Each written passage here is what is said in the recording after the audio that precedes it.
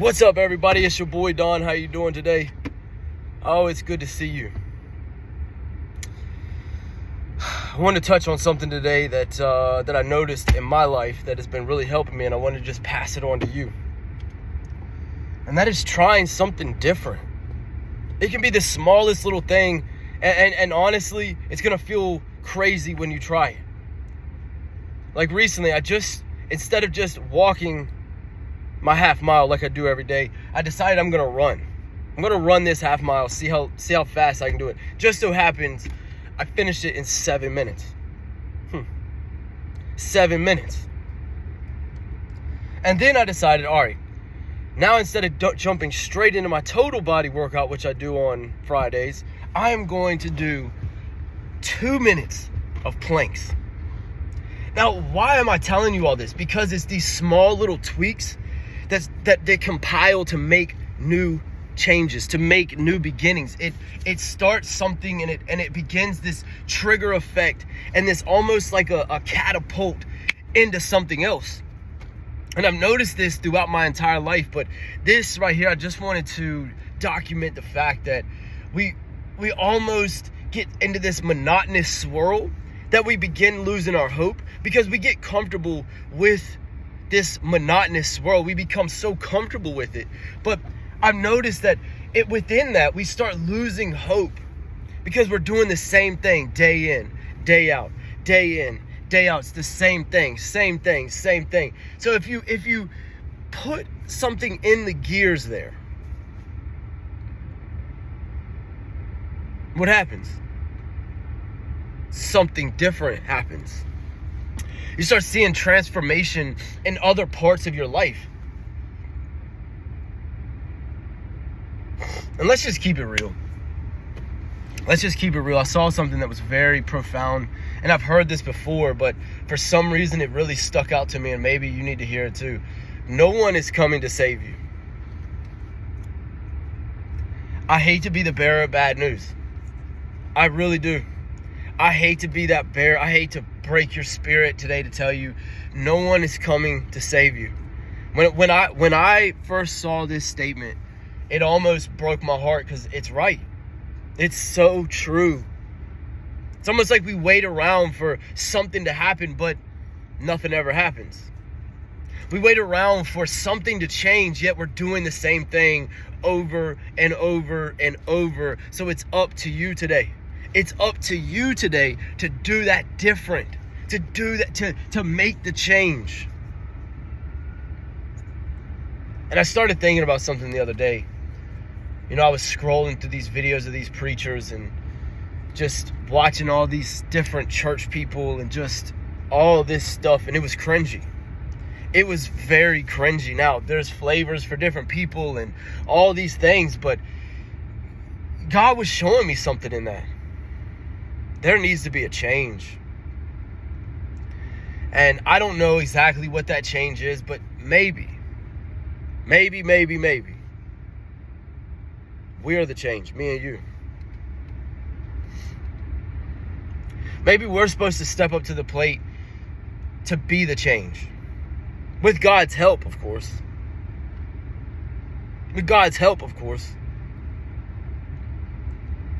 We have to try something different. We have to step out of the mold. And stop playing, what do they call it? The Matrix. Stop playing by the Matrix. When I say nobody is coming to save you, that's because nobody on this earth possibly can save you. No one. But there is a saving factor. When you start stepping into obedience with God, and you start stepping into what God tells you to do, all of a sudden, this Savior moment comes to meet you. It's going to be from the least expected spot. That's something that keeps just resonating in my spirit so deeply recently. It's coming from the least expected spot. Now, what does that even mean? Let's think about that and dissect that a little bit. When we go back into the Bible to kind of contrast this statement into the Word to see if this matches up or this lines up with the Word, think about where the Savior came from the least expected spot. From that spot that nobody thought anything was possible. There's no way. There is no way. There's no way anything good can come from Nazareth. A Nazarene?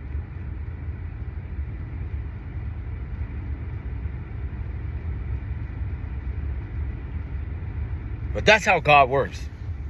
That is how God works, my friend.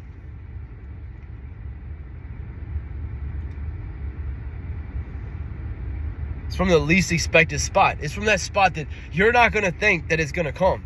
That you're thinking, there's no way. There is no way. Yeah, there's a way. There is no way. Yeah, there's a way.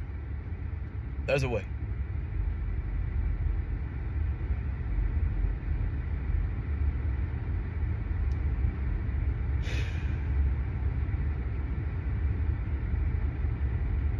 God is coming to save you. There you go. Where there's no one coming to save you, God is coming to save you.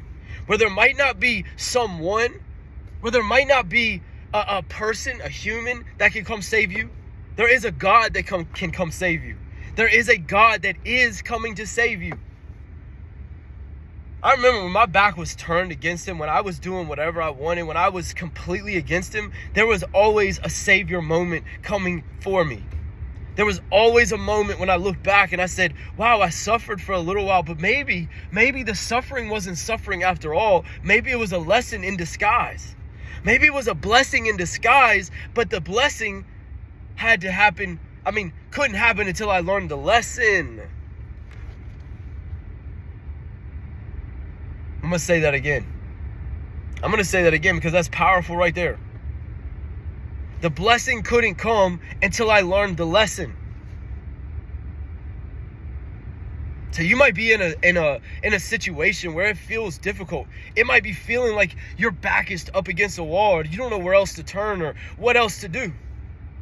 That is the exact moment that God is saying, turn to me and look to me. Get your strength from me. Don't keep turning to the things that deplete you and destroy you and keep you in this bondage of your entire life. And listen, it happens quicker than you think. It happens so quick that you think that, oh, you know what? I know what's best for me. I know what's best for me. No, you don't. You might think you do. But at the end of the day, you need that savior moment. Hey, you need that savior moment.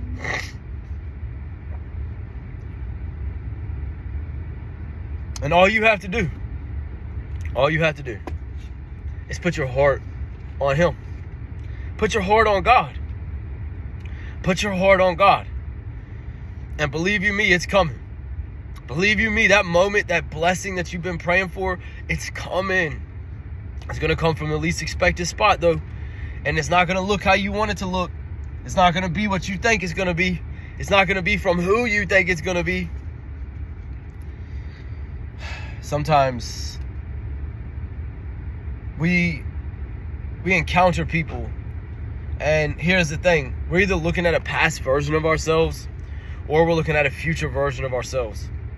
So we can either, one, destroy this person down to the core, or we can help lift this person up.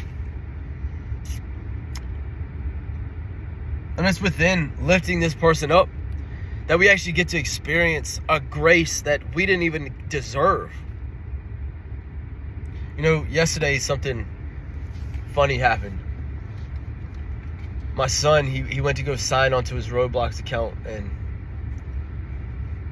I guess he had got into the chat and was saying some stuff to the kids in there, and because kids were saying stuff to him, and you know, what they were saying to him was pretty rude, and what he said to them was pretty rude.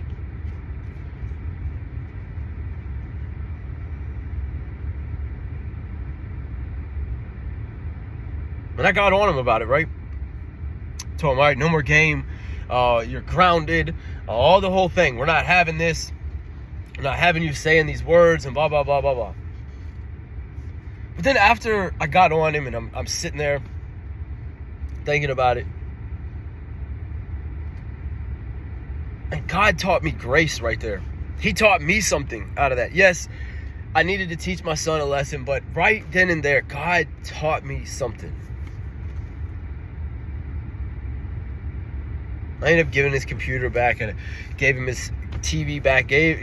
Was like, look, here's grace. This is what grace is. And God taught me right there what grace was. And it's not like I took it from him forever. I just told him, I said, look, we're going to take some time and not get on the game, not get on TV. I want you to think about what you said to this person. We can't be saying this. And then it hit me. How many times have I done this same exact thing? Somebody says something nasty to me. I say something nasty back.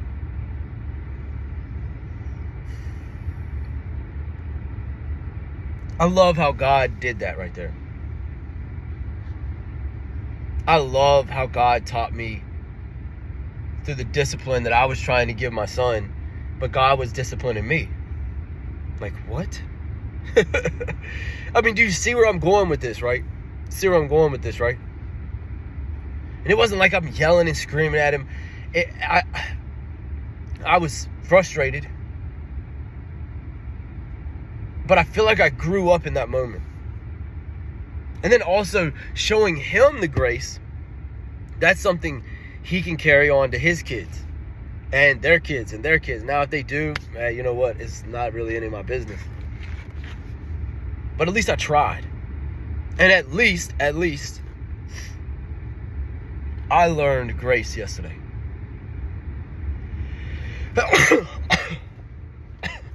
An undeserved mercy.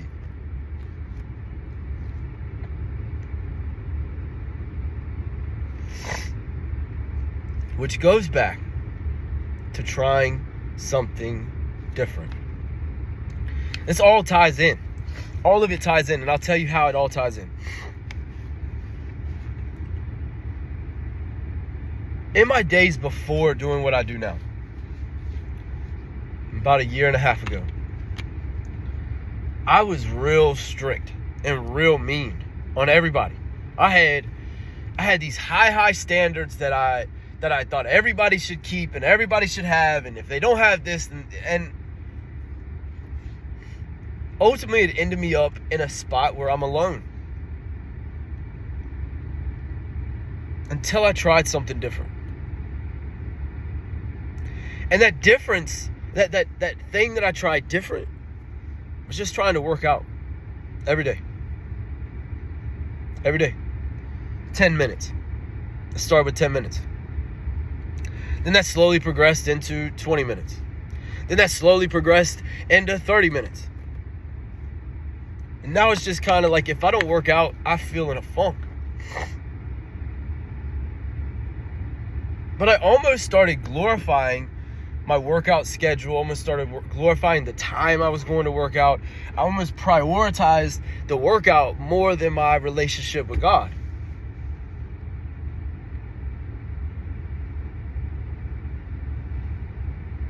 But it wasn't until I tried something different that my life started changing. Now, am I saying my life is completely 100%? No. It'll never be. But what I am saying is, I am a hell of a lot different than I used to be. And I think there's power in stepping back and saying, you know what? I may not be exactly where I want to be, but I'm not who I used to be. I may not be exactly what I'm looking to be. And let's just keep it real. I don't know if I'll ever be. But when I look back at who I used to be, I am so much different now.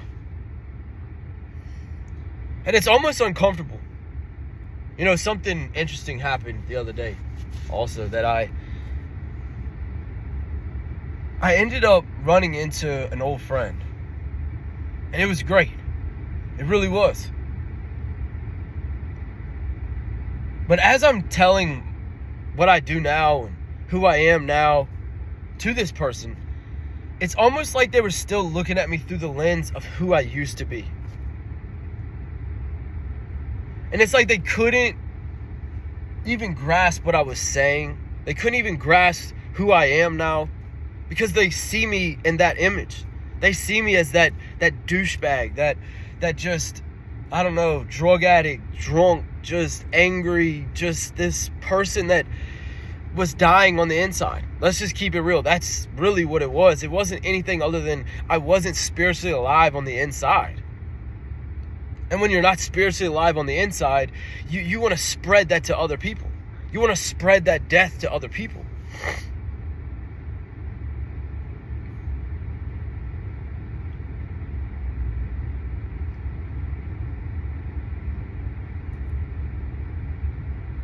You know, I love this person that I met, and I just, not met, but we just kind of rekindled. We just kind of started talking again. But automatically, I felt this overwhelming sense that I am different. I am different. And I don't know. I know Jesus talked about that in your own hometown, a prophet won't find honor. I can see that. And I'll tell you why. It's because the people in your hometown, the people where you grew up, they see you through this lens that you'll never be different. Because ultimately, they don't feel like they can be different. They've tried and it just didn't work. So when they see you actually trying to be different, it's weird to them, you know? They might say like, oh, I'm here for it, or, you know, but ultimately,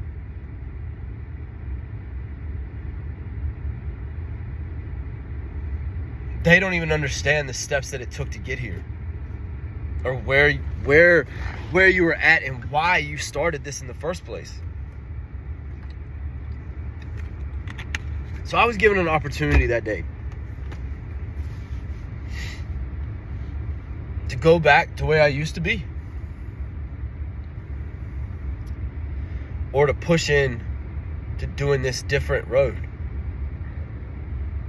And unfortunately, there's standards on this road. There's requirements for this road. There's high standards for this road. I mean, listen, when you're trying to push into what I'm pushing into, and really trying to break out of this generational curse that's held my family for so long, there's a high price to this.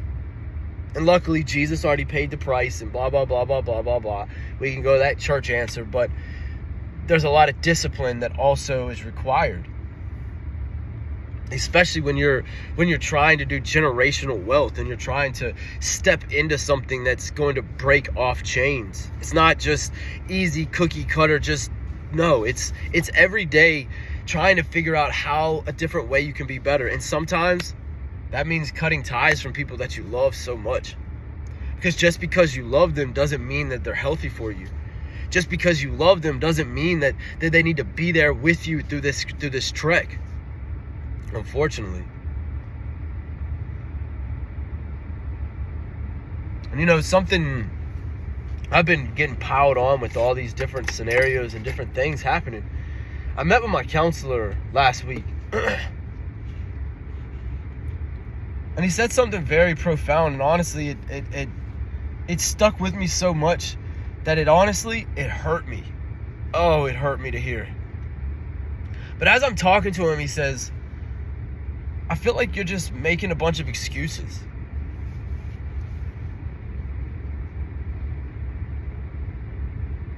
No, nobody's ever said that to me. I needed it, okay? Let's just get that right. Let's just get that cleared out the way. I needed that conversation that we had. Because it stung so much that, I am making excuses, aren't I? I am making excuses. Now, I had some valid excuses if, I'm going to justify myself a little bit, but stop making excuses and do what's right. Stop making excuses and do what's right. And the first thing you can do is do something different. Don't keep doing the same thing expecting a different result. It's not going to happen. Do something different and watch how everything turns out. Do something different and watch how God steps in. Do something different and see the results. Now, it's not going to happen overnight. This isn't a magic trick that you're going to do and then next thing you know, no. You're going to have a confidence in yourself to say, you know what? If I can do this small change, that means I can do another big change. Now, don't bite off more than you can chew, but let's be honest here. It's time for you to do something different and stop making excuses. It can be the smallest change in the world. I'll give you an example. About a year ago, I had this idea. You know what? I'm going to put my deodorant in the kitchen instead of the bathroom. I know. Before anybody jumps on me and says, you're crazy. I know. Believe you me. I didn't get to this point in my life being sane completely. Okay, so just go with me here.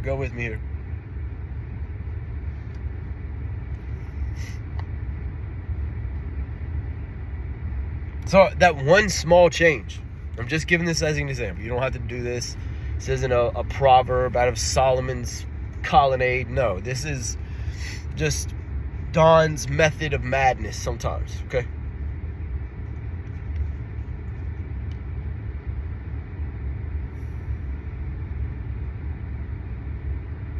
To change that method of madness and to remind myself that nobody's coming to save me. The savior moment is coming, but it's not coming from a person. It starts up here. It starts with one small change. It starts with that very tiny moving your deodorant into the kitchen. One, I'm able to see it more, and it's breaking this cycle of monotony. Because that's what it's all about, is breaking out of the cycle of monotony. So when we break out of the cycle of monotony, then we're able to see ourselves in a different light. We're able to feel ourselves in a different light. We're able to understand ourselves in a different light. But then more importantly, we're able to see that life has so much more to offer than this just vicious cycle of just spiraling out of control and the self-sabotage. So I wanted to talk to that self-sabotage that's in all of us. We get going good, and then we start expecting things to go wrong. So then we start looking for it, and we start pointing it out, and we start almost driving towards this section of negativity. And when we start driving towards this part called negativity, this place called depletion, it's because it started up here that we're beginning to look for the negative, and then we start attracting negative to us, and now we're like, see, everything's negative. Just like it always is. Well, yeah, of course it is. You just literally started channeling and manifesting negative all around you because now you're looking for it. Now you want it to be negative. So you're finding the negative. Oh, she didn't text me back right away. Or, oh, he didn't text me back right when I wanted. Oh, I see. See, look, it's happening again, just like it always does. So you just condemn the entire situation? Come on now. So you're going to condemn the entire situation. You're going to make it to where you feel like, because everything's going so good, and I'm speaking to myself on this, just let's keep it real. I do this more times than I even want to imagine.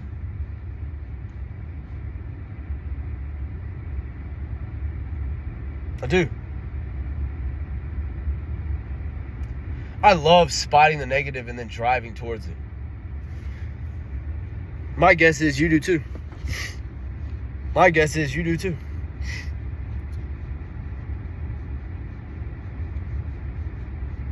But there's good news in this.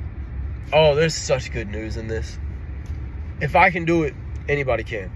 And now listen, I'm not saying I'm 100%, and I'm not saying I'm anywhere close to being good. But to look at myself in my eyes, to look at my face, to see the life that's in my soul, to see the life that's exuding off my body, is something I never thought I'd experience. And it all started with one small change. One tiny little baby step change. It wasn't this monstrosity step towards anything big. It really wasn't. It was one small step. One small step. Now, I don't know what that one small step looks like for you. It's going to be different for every single person. It's that one small change. One small change to change it all. One small change to change the entire trajectory of your future. And you can do it right now. As soon as you get done watching this video, you can go and make this change in your life right away. Right away. And what it does is it starts burning new neural pathways in your brain, and then it's like a reward system. So I accomplished this small change. Now I want to make another small change, another small change, another small change, another. Next thing you know, you're all different. But it starts with that one small change. Listen, I hope this helped you. And I just want you to know I love you from the bottom of my heart. Go out and make that one small change today. Listen, have a good one. I'm your boy Don. I'll be back very soon.